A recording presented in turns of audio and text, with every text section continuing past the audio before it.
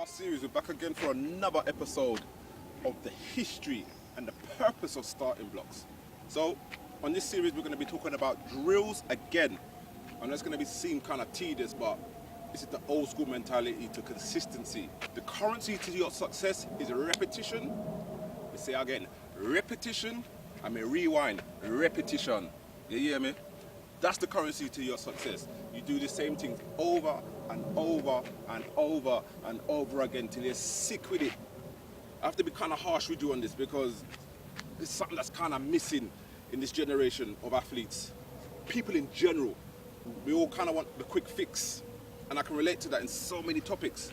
However, I want to discuss with you on a real level the importance of consistency and repetition till your body becomes one with the information that you're being provided. We're going to be doing a wall drill.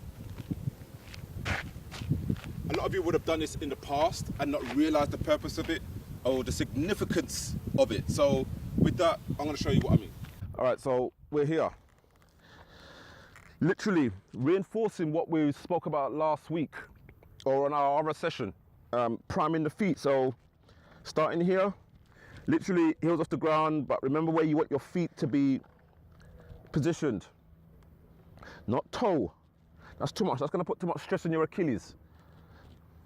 Between here and here. Like the ending of your arch and just before the beginning of your toes. So literally, you're going to get them used to. Simple. This doesn't necessarily have to be a drill for developmental athletes. Elite athletes do it too.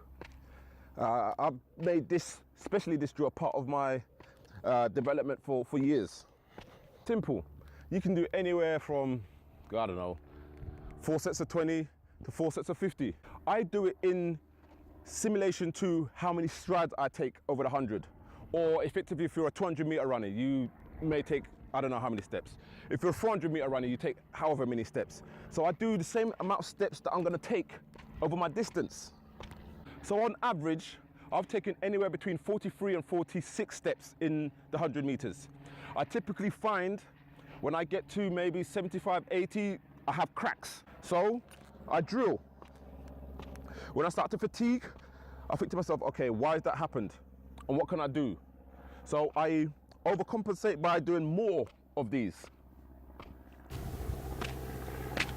So my body tells itself how to overcome that obstacle of fatigue. Sometimes it could be a physical thing. Effectively, if you've always run a series of races and got to 80 and 70 or 70 and 80 meters and always cracked, you're going to continually have that virus within you. You're going to get there and you're like, oh, I'm going to die now. So you have to reprogram the behavior of your body. So this is one drill. Then you can hop it.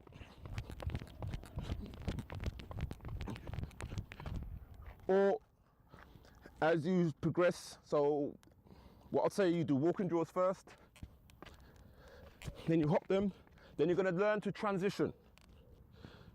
So you start quite low. You can be very adventurous with this. You can lean as far as you want. Again, always employing the feet. Focus on the one thing that's going to get you moving down the track correctly. Whether that's mentally doing it or physically doing it. Obviously the two work together. However, some people believe that they do it physically.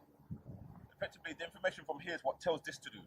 So however you want to compute that, you do it your way. As long as the end result contributes to efficient training and less injuries and success in your performance. So, low, because you want to almost simulate when you're in the blocks. Get yourself upright. You don't have to do it fast. You don't have to do many of them. Just do enough so you're telling your body, these are the things I want to do. You tell it what to do.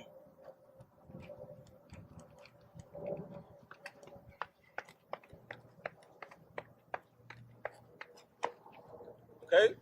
So, reinforcing what I've just said, I'm going to start from almost a Clark Kent Superman angle and just walk. You can do 4 sets of 20, you can do 4 sets of 50. You do what you want. However, train it so it becomes a common disposition and not an uncommon disposition.